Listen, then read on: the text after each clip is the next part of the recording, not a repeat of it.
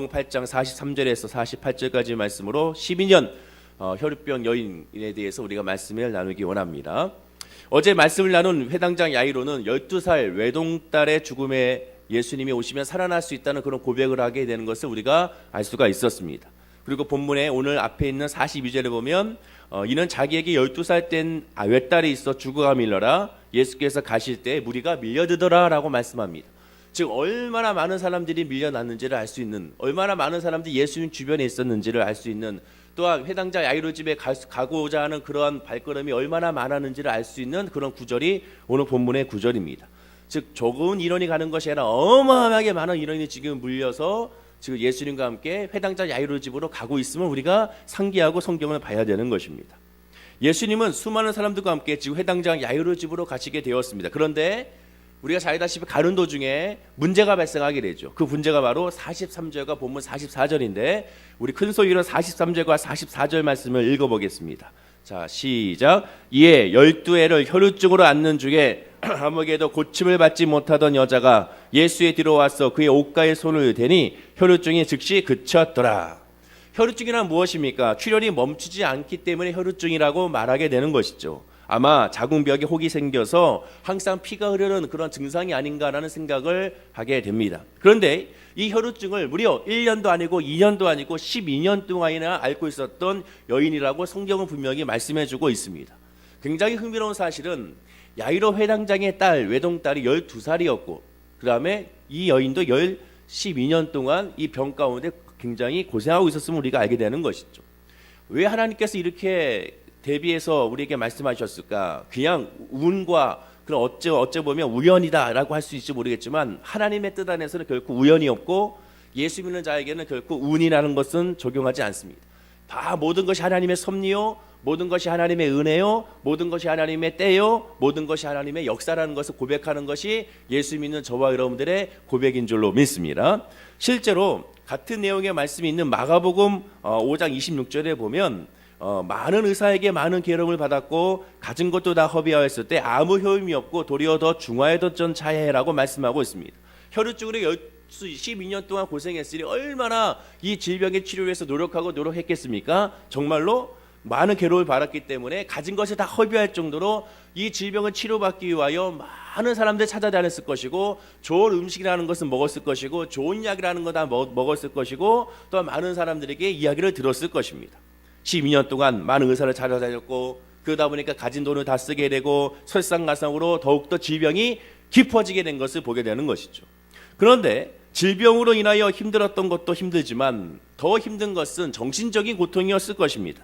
왜냐하면 율법에서 혈루병은 부정한 것으로 정죄하고 남과 접촉을 금지하는 그러한 질병이기 때문에 그렇습니다. 레위기 15장 2절에 보면 이런 말씀이 있습니다. 이스라엘 자손에게 말하여 이르라 누구든지 그의 몸에 유출병이 있으면 그 유출병으로 말미암아 부정한 자라. 레위기 15장에는 이 유출병에 대한 기록이 계속 나와 있는데 다 이 유출병은 부정한 자니까 이 부정한 자와 접촉하지 말라라는 그런 말씀이 나와 있는 것을 보게 됩니다. 여러분 혹시 이지선 씨라고 혹시 기억하십니까? 이지선 씨라고 사진에도 나와 있지만 지선한 사랑의 저자이기도 하죠.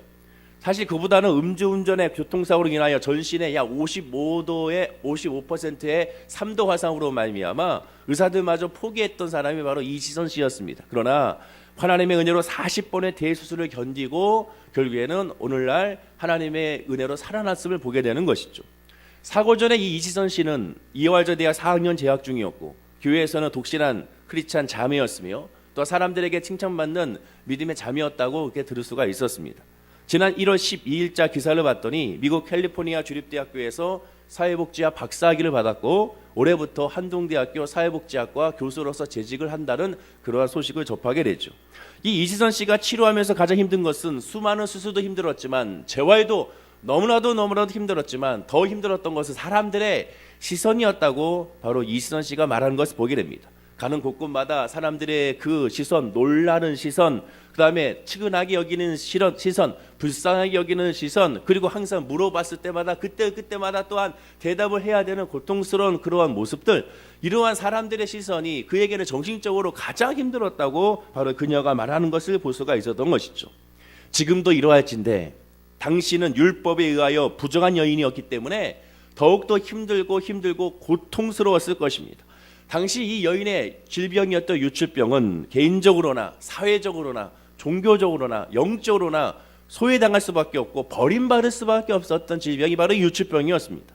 그런데 이 여인에게 한 줄기 빛의 은혜가 드러나게 되죠. 그것이 바로 오늘 본문에 나와 있지 않지만 같은 내용인 누가복음 8장 20절에 분명히 이렇게 말씀합니다. 제가 읽어드리면 예수의 소문을 듣고 라고 말씀합니다. 무너지고 좌절했던 이 여인에게 예수의 소문이 들리게 된 것이죠.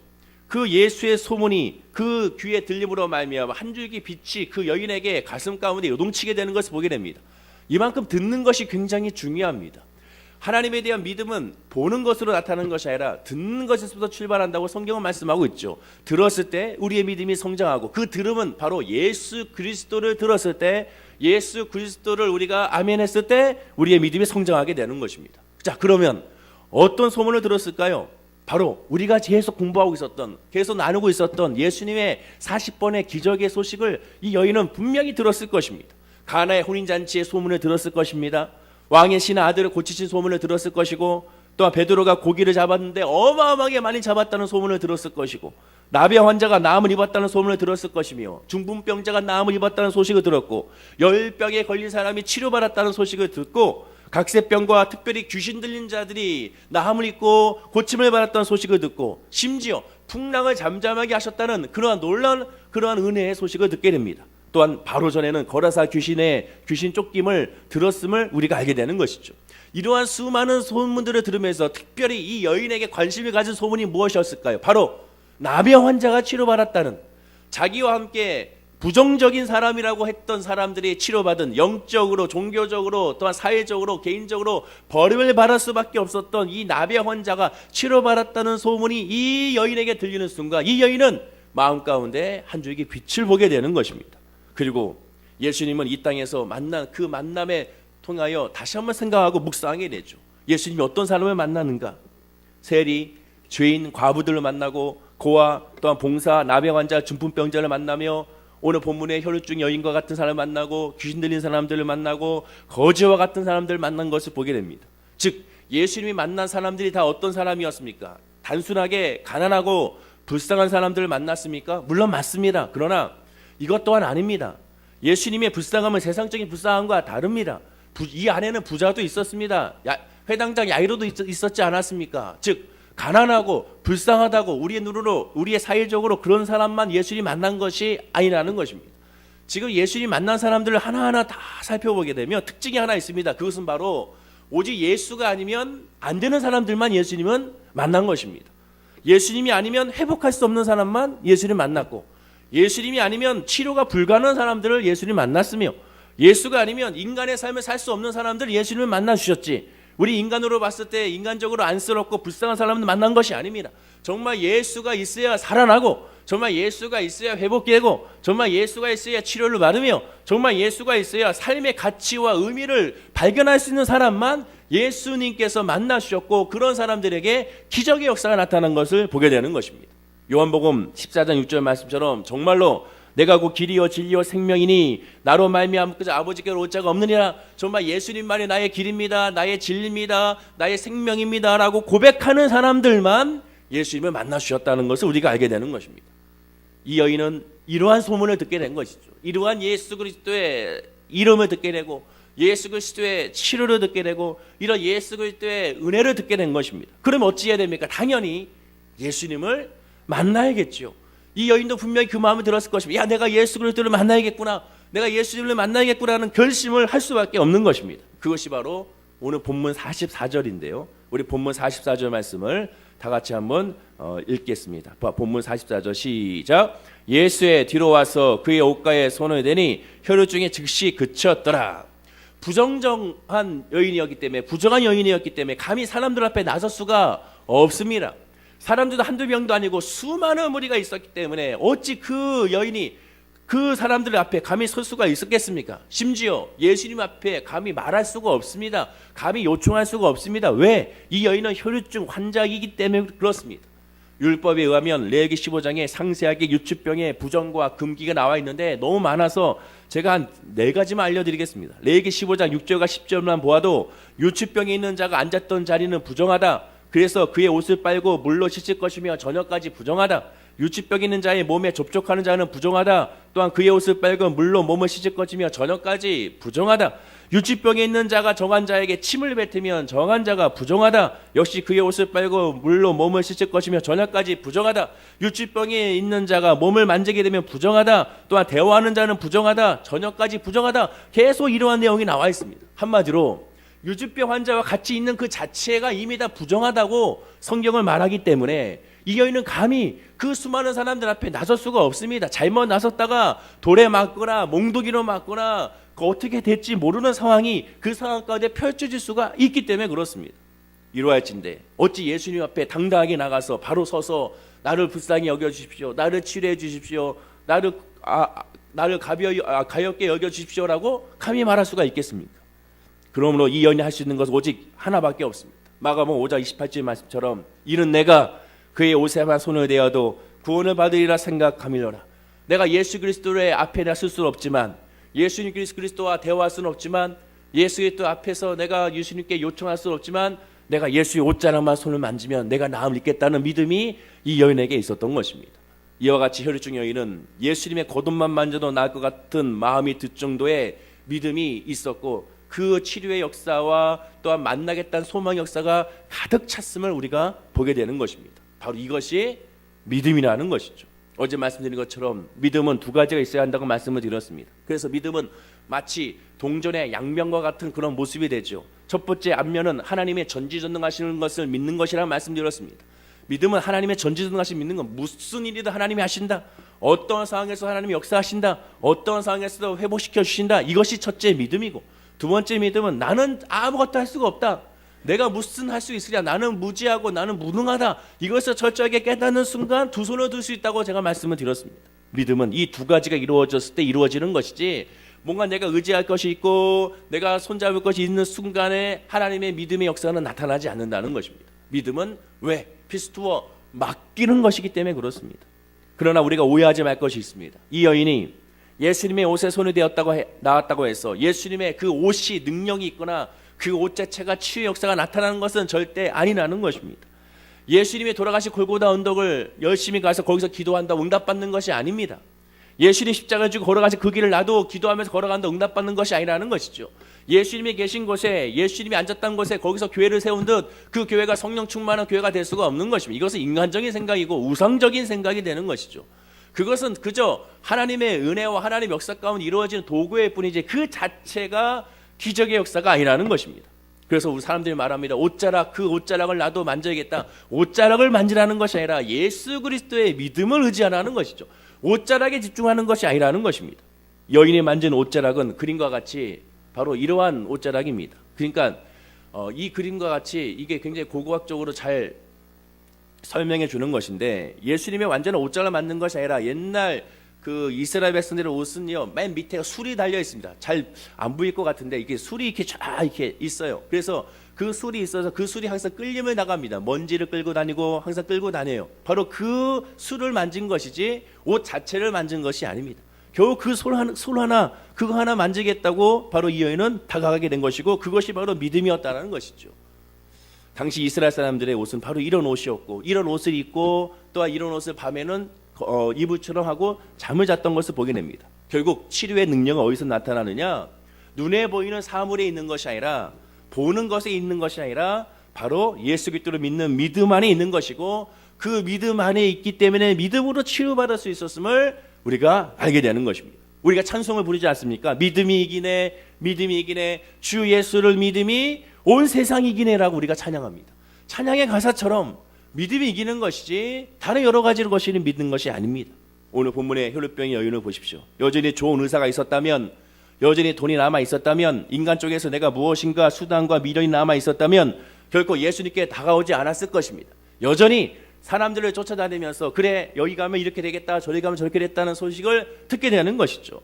저도 지난번에 잠깐 혹하게 떠오르는 생각이 들었습니다. 혹 마음 가운데 관심을 끌게 됐죠. 어떤 분이 저한테 말합니다. 대전에 가면 머리 나는 약이 있다는데 거기 한번 가보라는 것이죠. 대전에 가면 그 약을 먹고 하면 머리가 자라서 아주 풍성해진다는 얘기를 듣는다. 순간 혹하게 되는 것이죠. 그러나 정말 생각해보면 정말 머리가 나는 약이 있다면 그 사람은 노벨상을 받았겠죠. 여기저기서 대기업에서 가만히 있겠습니까? 분명히 그것을 다 가져가서 자기들 돈벌이를 사용했을 것입니다. 그렇지 않는다는 것은 결국 그렇지가 않다는 것이죠. 사람은 이 귀가 팔락팔락하기 때문에 자기가 원하는 이야기를 하는 순간 거기에 쑥 빠져들 수밖에 없습니다. 그러나 하나님을 믿고 하나님의 말씀을 믿는다는 것은 내가 원하는 것을 믿고 들어가는 것이 아니라 하나님을 보면서 내 원하는 것을 내려놓고 하나님이 원하는 것으로 채워지는 것이, 그것이 바로 믿음임을 우리가 알게 되는 것이죠. 다시 강조하지만 기적의 역사는 내 손에서 포기할 때, 그때 진정으로 예수 그리스도가 보이는 것입니다. 2017년도에 모든 계획과 모든 섭리 하나님께 구하고 간구해야 되지만, 그러나 그 구하면서 내 것을 포기할 때 그때 비로소 예수 그리스도와 하나님의 은혜가 보이게 되는 것이고, 하나님의 길이 보이는 것이고, 하나님의 역사가 보이게 되는 것입니다. 그리고 이런 믿음으로 나가게 되면, 예수님께 나가면 어떤 역사가 나타납니까? 마가복음 5장 29절을 보면 이런 역사가 나타났습니다.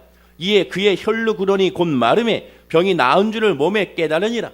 혈루의 근원이 곧 말라버렸다. 즉 모든 질병의 근원을 다 예수님께서 치료하신 것을 보게 되는 것입니다. 질병의 근원이 사라지게 되는 것이죠. 예수 믿는다는 것은요, 일시간에 그 문제 하나하나 해결되는 것이 아닙니다.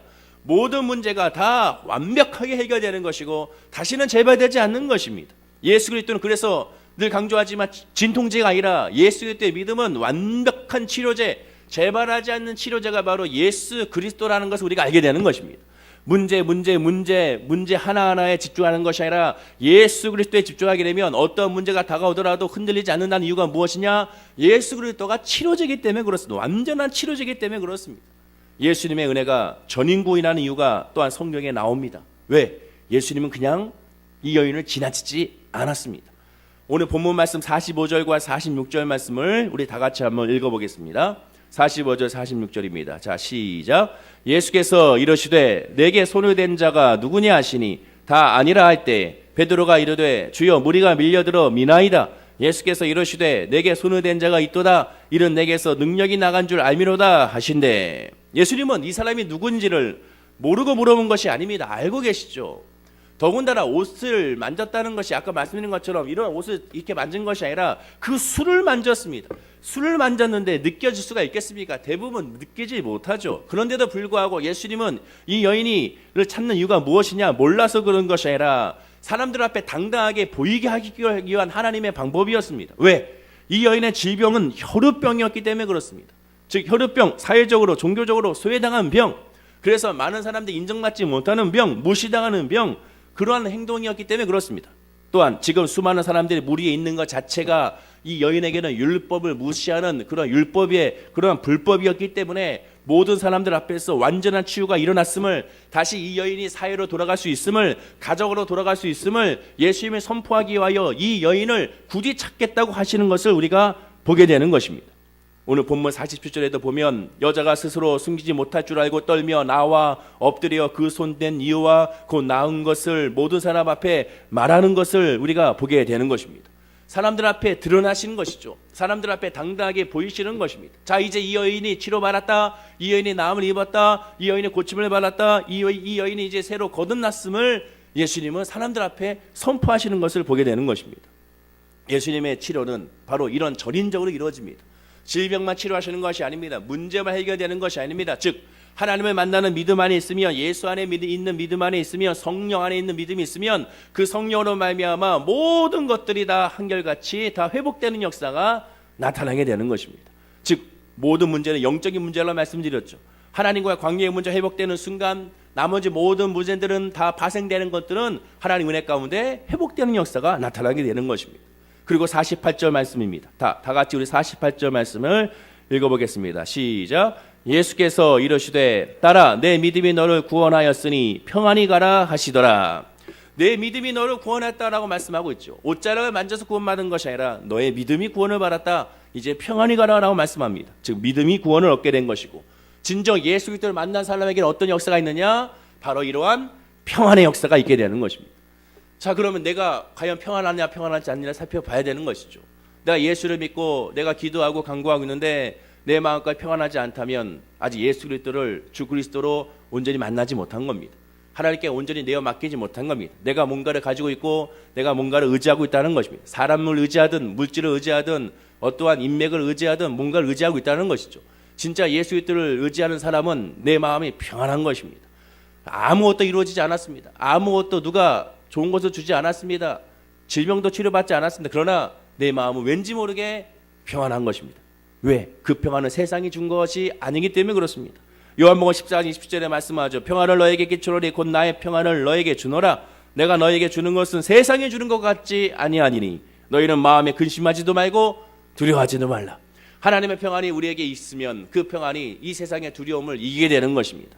세상의 두려움은 그것이 해결되면 또 다른 두려움이 다가오죠. 그러나 하나님의 평안과 하나님의 은혜가 임하게 되면 어떠한 상황에서도 결코 두렵고 또 무서워하지 않게 되는 것을 우리가 보게 되는 것입니다.